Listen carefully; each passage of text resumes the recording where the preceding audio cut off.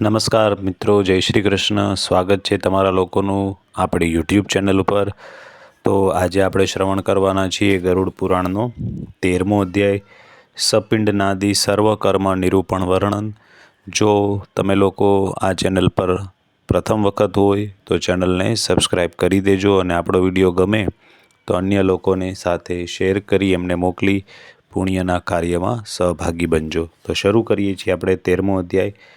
ગરુડજીએ પૂછ્યું, હે ભગવાન, હવે મને સપિંડીની શ્રાદ્ધ વિધિ અને સૂતકનો નિર્ણય જણાવો તથા શય્યાદાન અને પદદાનમાં શું શું હોવું જોઈએ એ વસ્તુઓ તથા તેનો મહિમા કહો. શ્રી ભગવાન બોલ્યા, હે ગરુડ, સાંભળો. સપિંડ શ્રાદ્ધની સંપૂર્ણ ક્રિયા હું તમને કહું છું. જે ક્રિયા કરવાથી પ્રેત એવું નામ ત્યાગીને જીવ પિતૃગણમાં પ્રવેશ કરે છે, જેનો પિંડ પિતામહ શિવાદિકમાં નથી મળતો ત્યાં સુધી તેમને એમના પુત્ર દ્વારા અનેક પ્રકારના દાન આપ્યા હોવા છતાં તેમને નથી મળતા. જ્યાં સુધી સપિંડી કર્મ નથી થતું ત્યાં સુધી પુત્ર સદાય અશુદ્ધ રહે છે. તેથી પુત્રે સૂતકના અંતમાં સપિંડી કર્મ કરવું જોઈએ. હે ગરુડ, તમને યથાયોગ્ય સૂતકની વિધિ કહું છું. બ્રાહ્મણ 10 દિવસમાં, ક્ષત્રિય 12 દિવસમાં, વૈશ્ય 15 દિવસમાં અને શૂદ્ર 1 મહિના પછી શુદ્ધ થાય છે. 4 પેઢી સુધીના પિતરાય 10 દિવસે પ્રેતના સૂતકથી શુદ્ધ થાય છે. 7 પેઢીથી સગાઈવાળા 3 રાતમાં શુદ્ધ થાય છે. દૂરનો ગોત્ર સ્નાન કરવા માત્રથી શુદ્ધ થાય છે. 4થી પેઢીમાં 10 રાત્રિ, 5મી પેઢીમાં 6 રાત્રિ, 6ઠ્ઠી પેઢીમાં 4 રાત્રિ અને 7મી પેઢીમાં 3 દિવસ સુધી સૂતક રહે છે. 8મી પેઢીમાં 1 દિવસ, 9મી પેઢીમાં બપોર સુધી અને 10મી પેઢીમાં સ્નાન કરવાથી જ મૃત્યુ તથા જન્મ સૂતક છૂટી જાય છે. પરદેશ ગયેલાના મરણના સમાચારથી 10 દિવસની અંદર એ દિવસથી જેટલા દિવસ બાકી રહી ગયા હોય એટલાનો સૂતક કાળ રાખવો. પરદેશમાં મરવાના 10 દિવસ થઈ ગયા હોય તો 1 વર્ષમાં 3 રાત્રિ સૂતક રાખવા અને 1 વર્ષ બાદ મરણના સમાચાર મળતા સ્નાન માત્રથી સૂતક જાય છે.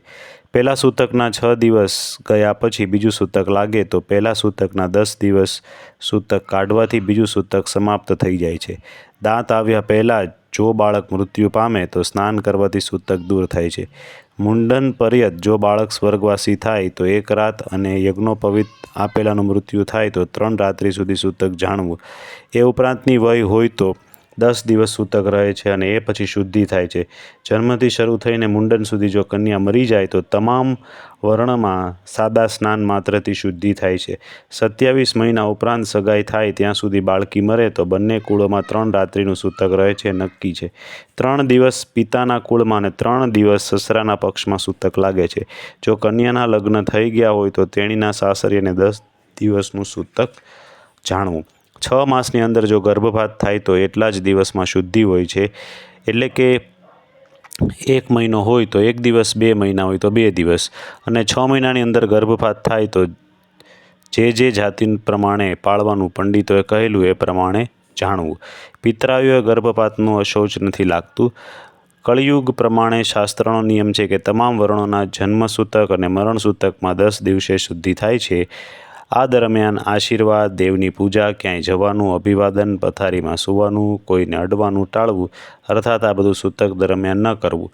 આ ઉપરાંત સંધ્યા પાઠ, દાન, જપ, હોમ, હવન, વેદ વાંચવા, પિતૃઓનું તર્પણ, બ્રાહ્મણ ભોજન, વ્રત, ઉપવાસ આ તમામ ક્રિયાઓ મૃતકના સૂતકમાં ન કરવી. સૂતક દરમિયાન જે લોકો નિત્ય નૈમિતિક અને કામ કર્મો કરે છે એના પૂર્વ કરેલા નિત્ય, નૈમિતિક વગેરે બધા કર્મો નાશ પામે છે. વ્રત કરનારાને, મંત્રોથી પવિત્ર થયેલાને, અગ્નિહોત્રને, બ્રહ્મનિષ્ઠ ગૃહસ્થને, યતિને તથા રાજાને કદી સૂતક લાગતું નથી. વિવાહ, ઉત્સવ અને યજ્ઞમાં મરણ સૂતક પહેલાં રંધાયેલ ભોજનનો ઉપયોગ કરવામાં અડચણ નથી એવું ભગવાન મનુએ કહ્યું છે. સૂતકથી અજાણ વ્યક્તિ જો અન્ન ખાય તો તેનો દોષ લાગતો નથી. જન્મ અથવા મરણનું સૂતક જાણવા છતાં જે સૂતકમાં અન્ન ગ્રહણ કરે છે એ દોષનો ભાગી બને છે. મરણનું સૂતક હોવા છતાંય જે આપે છે તે દાતા દોષનો ભાગી બને છે. મરણનું સૂતક હોવા છતાંય જે વાત છુપાવીને અનાજ આપે છે અને જોઈએ બ્રાહ્મણ જાણી જોઈને લે છે એ બંને દોષના ભાગીદાર છે. તેથી પુત્રે સૂતકની શુદ્ધિ માટે પિતાનું સપિંડ શ્રાદ્ધ કરવું. એ પછી એ પિતા પિતૃગણોના પિતૃલોકમાં જાય છે. 12મા દિવસે, 45મા દિવસે, 6 મહિનાના અંતે અથવા વર્ષના અંતે સપિંડીકરણ કરવાનું ઋષિઓએ કહ્યું છે. હે ગરુડ, ધર્મ તથા શાસ્ત્ર પ્રમાણે 4 વર્ણના લોકોએ 12મા દિવસે સપિંડીનું કર્મ કરવું. કળિયુગમાં ધર્મની અનિત્યાથી પુરુષ વય ઓછી થતી જાય છે. શરીર સ્થિર રહેતું નથી. તેથી 12મા દિવસે સપિંડી કરવું યોગ્ય છે. જનોઈ ઉત્સવ, વિવાહ અને લગ્ન જેવી વિધિઓ ઘરમાં કોઈને કોઈ મરણ પછી અમુક દિવસો સુધી થતી નથી. જ્યાં સુધી સપિંડી થતું નથી ત્યાં સુધી યાચક ભિક્ષા લેતો નથી. બલવી, વૈશ્વદેવ, નિત્યમના બધું સ્થગિત થઈ જાય છે. કર્મના લોભથી વિઘ્નકાર થાય છે. તેથી સપિંડીની કર્મ 12મા દિવસે અવશ્ય કરાવવું. જે ફળ તમામ યજ્ઞોમાં, તમામ તીર્થોમાં છે, એ ફળ 12મા દિવસે સપિંડીની કર્મ કરવાથી મળે છે. તેથી સ્નાન કરી મરણના સ્થળે છાણના ભૂમિ લીપી શાસ્ત્રમાં બતાવ્યા પ્રમાણેના વિધાનથી પુત્રે સપિંડન કરવું. પાદ્ય, અર્ધ્ય, આચમન વગેરેથી વિશ્વદેવોની પૂજા કરવી. પિતૃઓને અન્ન આપી જળથી આચમન કરવું. વસુ, રુદ્ર અને સૂર્ય સ્વરૂપ ધારણ કરનાર પિતામહને યથાકર્મથી 3 પિંડ આપી ચોથો પિંડ મૃતકને આપવો. પછી એ પિંડોનું ચંદન, તુલસીના પાન, ધૂપ, દીવો, ઉત્તમ જમણ, પાન, ઇલાયચી, વસ્ત્ર અને દક્ષિણાથી પૂજન કરવું. એ પછી જે પિંડ મૂક્યો હોય તેના સોનાની સળીથી 3 ભાગ કરવા. એમાંનો એક ભાગ પિતામહના પિંડમાં મેળવવો. તે પિંડની સાથે માતાનો પિંડ મેળવવો અને સાથે સાથે પિતાનો પિંડ મેળવવો. હે ગરુડજી, આ મારો મત છે. પિતાના મોત પર પણ જો દાદાજી જીવતા હોય તો તેણે પ્રપિતામહની પેઠે 3 પિંડ આપવા. પિતાના પિંડના 3 ભાગ કરી પરપિતામહ વગેરેના 3 પિંડોમાં ક્રમશઃ ભેળવી દેવા. માતાનું મરણ થયું હોય તો જો દાદી જીવતા હોય તો માત્ર શ્રાદ્ધમાં પિતાના પિંડની જેવી જ વિધિ કરવી. અર્થાત પરદાદા, વૃદ્ધ પરદાદા વગેરેને 3 ભાગ આપી એમની સાથે માતાના પિંડના 3 ભાગ કરી એમાં ક્રમથી ભેગા કરવા. અથવા માતાનું પિંડ મેલન મહાલક્ષ્મીમાં કરવું. પિતાનું પિંડ મેલન મારા વિષ્ણુ વિશે કરવું. પુત્ર રહિત સ્ત્રીનું સપિંડીકરણ તેના પતિએ કરવું. સ્ત્રીની સાસુ સાથે મેળવીને તેનું સપિંડીકરણ કરવું. સ્ત્રીનું સપિંડીકરણ ભર્તા એટલે કે પતિ વગેરે 3ની સાથે ભેળવી કરવું. હે ગરુડ, જો કે એમાં મારી સંમતિ નથી. હે ગરુડ, જે સ્ત્રી પુરુષ બંને એક જ ચિતા પર ચડીને ભસ્મીભૂત થયા હોય તો સસરા વગેરે તેમનું વચમાં તૃણ રાખી તે સતીનું સપિંડન કરવું. એક જ પુત્રે પહેલાં પિતાનું પિંડદાન કરવું, પછી ફરી સ્નાન કરી માતાનું પિંડદાન કરવું.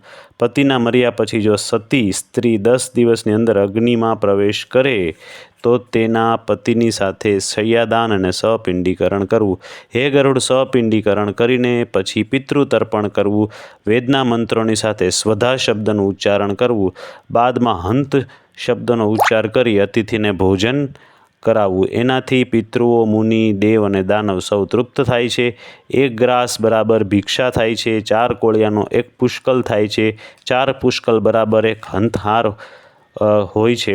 સપિંડી શ્રાદ્ધમાં ચંદન, અક્ષતોથી બ્રાહ્મણોના ચરણોની પૂજા કરવી અને પિતૃઓની અનંત અક્ષય તૃપ્તિ માટે બ્રાહ્મણને વર્ષભર માટે જીવિકા, ઘી, અનાજ, સોનું, ગાય, ઘોડો, હાથી, રથ, જમીન આ બધું દાનમાં આપવું. એ પછી સ્વસ્તિક વાચન કરી વેદ મંત્રથી કુમકુમ, અક્ષત અને નૈવેદ્ય આપી નવગ્રહો, દેવી, વિનાયકનું પૂજન કરવું. એ પછી આચાર્ય મંત્ર સહિત અભિષેક કરવો અને હાથમાં રક્ષાસૂત્ર બાંધી મંત્રથી પવિત્ર કરેલા અક્ષત યજમાનના હાથમાં આપવા. પછી જુદા જુદા પ્રકારે ઉત્તમ મીઠાઈથી બ્રાહ્મણને ભોજન કરાવવું. એ સાથે એમને દક્ષિણા સાથે અનાજ અને જળ સહિતના 12 ઘડા આપવા. બ્રાહ્મણ ભોજન પછી 4 વર્ણના લોકોએ બ્રાહ્મણે જળ, ક્ષત્રિય હથિયાર, વૈશ્ય પ્રતોદ અને શૂદ્રે દંડનો સ્પર્શ કરવાથી તેઓ શુદ્ધ થાય છે. આ પ્રકારના સપિંડન ક્રિયા કરીને વસ્ત્રોનો ત્યાગ કરવો અને સફેદ વસ્ત્ર ધારણ કરીને શય્યાદાન કરવું. આ શય્યાદાન આપવાથી ઇન્દ્ર વગેરે દેવો પણ તેના વખાણ કરે છે.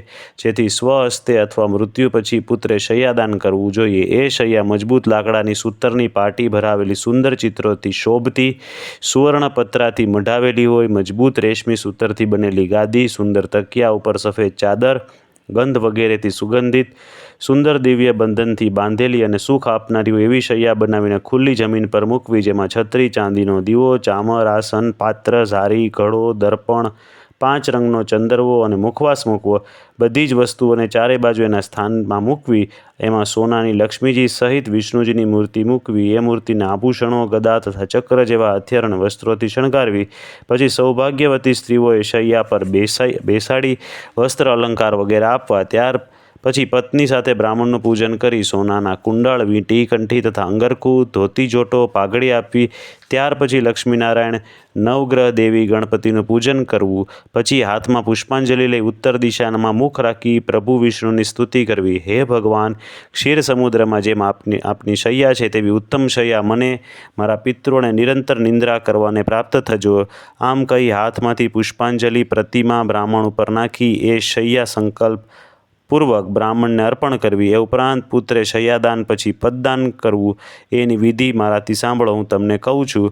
પદદાન 5 પ્રકારના હોય છે: છત્રી, જૂતા, વસ્ત્ર, વીંટી, કમંડળ, આસન. એ વસ્તુઓની સાથે સાથે દંડ, તાંબાનું પાત્ર, ભોજન, યજ્ઞોપવિત સાથે આપવાથી પદદાન સંપૂર્ણ થાય છે. આ પ્રકારે 12મા દિવસે યથાશક્તિ પદદાન 13 બ્રાહ્મણોને આપવા. આવી રીતે પદદાન આપવાથી ધાર્મિક પુરુષની સદગતિ થાય છે. જેઓ યમ માર્ગમાં ગયા છે એમણે પણ આ દાન સુખ આપનારું બને છે. યમ માર્ગમાં અત્યંત ગરમી છે, એમાં માણસો જાણે સળગતા જણાય છે. તેથી છત્રીનું દાન કરવાથી એના માથા પર સુખ આપનાર છાંયડો રહે છે. જે યમ માર્ગમાં અતિ ભયંકર કાંટા હોય છે એટલે તેના નિવારણ માટે જોડાનું દાન કરવું. તે અતિ સુખેથી યમ માર્ગમાં ઘોડે ચડીને જાય છે. હે ગરુડ, ત્યાં ઠંડી, ગરમી, આંધીના પ્રકોપથી માર્ગમાં ખૂબ જ દુઃખ મળે છે, પરંતુ વસ્ત્રદાન કરવાથી માર્ગમાં રાહત રહે છે. યમરાજાના દૂત ભયંકર અને કાળા રંગના હોય છે. તેઓ વીંટીનું દાન કરનારે માર્ગમાં પીડા આપતા નથી. કમંડળના દાનથી મૃતકને યમ માર્ગમાં તરસ લાગે તો જળપાન કરી શકે. મરેલાના જીવ પાછળ તાંબાના પાત્રનું જળદાન કરી શકાય. મરેલાના જીવ પાછળ તાંબાના જળ પાત્રનું દાન કરે છે અને હજારો પરબો માંડવાનું પુણ્ય મળે છે. મૃતક પાછળ બ્રાહ્મણને આસન અને ભોજન આપવાથી યમ માર્ગમાં તે આરામથી જાય છે, સુખેથી ભોજન કરે છે. આ પ્રકારે સહપિંડના દિવસે વિધિથી દાન આપી શકે. ઘણા બ્રાહ્મણો ઉપરાંત ચાંડાળ વગેરેને પણ ભોજન આપવું. આ ઉપરાંત પણ વર્ષની અંદર દરેક મહિને મૃત્યુતિથિએ પિંડ સહિત જળકુંભનું દાન કરવું. હે ગરુડ, જે કર્મ એકવાર કર્યું હોય તે ફરીવાર કરવું નહીં, પરંતુ પ્રેતની અક્ષય તૃપ્તિ માટે અર્થ કર્મ ફરીથી કરવું. હવે માસિક, વાર્ષિક તિથિઓ, પખવાડિક શ્રાદ્ધનો વિશેષ પુણ્ય ભોગ કહું છું. પૂનમે મૃત્યુ પામેલ હોય તેની પાક્ષિક શ્રાદ્ધ તિથિ ચતુર્થી જાણવી. ચોથના દિવસે મરનારની વિધિ નોમ જાણવી. નોમના દિવસે જે મરી જાય તેની શ્રાદ્ધ તિથિ 14 જાણવી. એ પ્રમાણે પાક્ષિક શ્રાદ્ધ જાણવા. જ્યારે એક જ માસમાં 2 સંક્રાંતિ હોય ત્યારે બંને મહિનાનું શ્રાદ્ધ મળ માસમાં એટલે કે અધિક માસમાં કરવું. એક મહિનામાં જો 2 મહિના આવે તો 2 મહિનાનું કૃત્ય 1 મહિનામાં કરવું. પ્રથમ તિથિના અર્ધમાં પ્રથમ માસનું, બીજી તિથિના અર્ધમાં બીજા માસનું કૃત્ય કરવું. આ પ્રમાણે પંડિતોએ મળમાસ અર્થાત અધિક માસમાં વિચાર કરવો જોઈએ. હે ગરુડ, અધિક માસ હોય તો પણ સહપિંડીકરણ કરવું. એવી જ રીતે માસિક શ્રાદ્ધ અને પ્રથમ વાર્ષિક શ્રાદ્ધ પણ તે જ માસમાં કરવા. મરણ પામ્યાની તે વર્ષો સુધી કદાચ મળ માસમાં આવે તો મરનારના ઉદ્દેશ્યથી એક જ વર્ષની અંદર જે કર્મ કરવાના હોય તે શુદ્ધ મહિનામાં કરવા. મળ માસમાં જો બીજો માસ આવે તો તે મળ માસની મરણતિથિ નિષ્ફળ જવા ન દેતા તે દિવસે માત્ર બ્રાહ્મણોને ભોજન કરાવી શુદ્ધ માસમાં સપિંડક શ્રાદ્ધ કરવું. આ રીતે બધા શ્રાદ્ધો કરીને સંવત્સર પૂર્ણ થાય એટલે વાર્ષિક શ્રાદ્ધ કરવું. એમાં બ્રાહ્મણોને ભોજન કરાવવું. સંવત્સરના ઉપરાંત શ્રાદ્ધમાં 3 પિંડ સદાય કરવા જોઈએ. 11 ન કરનારો પુત્ર પિતૃઘાતક મનાયો છે. વાર્ષિક શ્રાદ્ધ કર્યા વગર તીર્થ શ્રાદ્ધ, ગયા શ્રાદ્ધ, ગ્રહણમાં શ્રાદ્ધ, યુગાદી તિથિઓમાં શ્રાદ્ધ ન કરવું જોઈએ. હે ગરુડ, પુત્રે જ્યારે ગયામાં શ્રાદ્ધ કરવું હોય તો વર્ષ પછી પિતૃભક્તિથી કરવું. ગયા શ્રાદ્ધ કરવાથી પિતૃઓ ભવસાગરથી છૂટે છે ને ગદાધારના અનુગ્રહથી તેઓ પરમગતિને પામે છે. તુલસીની માંજરથી વિષ્ણુની ચરણ પાદુકાનું પૂજન કરી અનુક્રમે પિંડ આપવા. જે ગયાસુરના મસ્તક પર શમીના નાના પાંદડા જેટલો જ પિંડદાન કરે છે તેનો 7 ગોત્ર 100 કુળનો ઉદ્ધાર થાય છે. કુળને આનંદ આપનારો જે પુરુષ ગયામાં જઈને પિંડદાન કરે છે તે પિતૃઓને સંતુષ્ટ કરનારો કહેવાય છે અને જેનો જન્મ સફળ મનાય છે. હિમાલયની પાસે હાલમાં કલાઈ નામનો એક બાગ છે. એમાં પિતૃઓ દ્વારા ગાવામાં આવેલા મનુના પુત્ર ઇક્ષ્વાકુની કથા પ્રચલિત છે. જે પુત્ર ગયાજી જઈને પોતાના પિતૃઓનું પિંડદાન કરશે તે પોતાના કુળને સન્માર્ગથી શોભાવનારો હશે. હે ગરુડ, આ પ્રકારે જે પુત્ર પિતૃઓની ઉત્તમ ક્રિયા કરે છે તે કૌશિક બ્રાહ્મણના પુત્ર સમાન સુખી બને છે અને મુક્ત થાય છે. હે ગરુડ, ભારદ્વાજના 7 પુત્રો જન્મની પરંપરા ભોગવીને ગાય વધ કરવા છતાંય પિતૃઓના પ્રતાપથી છુટકારો પામ્યા હતા. એ 7 પુત્રોએ પ્રથમ દશાર્ણ દેશમાં પારગીનો જન્મ લીધો. પછી જેઓ કાલાંજીને પર્વત પર મૃગ થયા, પછી તેઓ શરદ્રીપમાં ચક્રચાક પક્ષી થયા, પછી તેઓ માનસ સરોવર તીરે હંસ પક્ષી થયા, પછી તેઓ કુરુક્ષેત્રમાં વેદનું પારાયણ કરનારા બ્રાહ્મણ થઈને પિતૃઓની કૃપાથી મુક્ત થયા. માટે સર્વે પ્રયત્નો કરીને પુત્રે પિતૃભક્તિ કરવી. પિતૃભક્તિ કરશે તો આલોક પરલોકમાંથી સુખી થશે. જો કોઈ નિર્ધન માનવી પણ આ કથાને સાંભળશે તો તે પાપથી છૂટીને દાન ફળનો ભાગીદાર બનશે. જે મનુષ્ય મારા કહેવા પ્રમાણે શ્રાદ્ધ અને દાન વિધિપૂર્વક કરશે અને મારું કહેલું આ ગરુડ પુરાણ સાંભળશે, તેનું જે ફળ તે મળશે તે સાંભળો. પિતા સત્પુત્રો પામે છે, પિતામહ ગોધન આપે છે, પ્રપિતામહ ધન આપે છે અને વૃદ્ધ પ્રપિતામહ અન્ન વગેરે સકલ પદાર્થો આપે છે. એ સિવાય મનમાં જે ઈચ્છા હોય તે પણ પિતૃઓ શ્રાદ્ધથી તૃપ્ત થઈને પુત્રોને વાંછિત ફળ આપીને સારી ગતિએ ધર્મ માર્ગમાં ધર્મરાજાના ભવનમાં જાય છે અને ત્યાં ધર્મસભામાં પરમ આદરથી બેસે છે. ઇતિ શ્રી ગરુડ પુરાણે સારોદ્વારે સપિંડનાદી સર્વકર્મ નિરૂપણો નામ ત્રયોદશોऽધ્યાયઃ.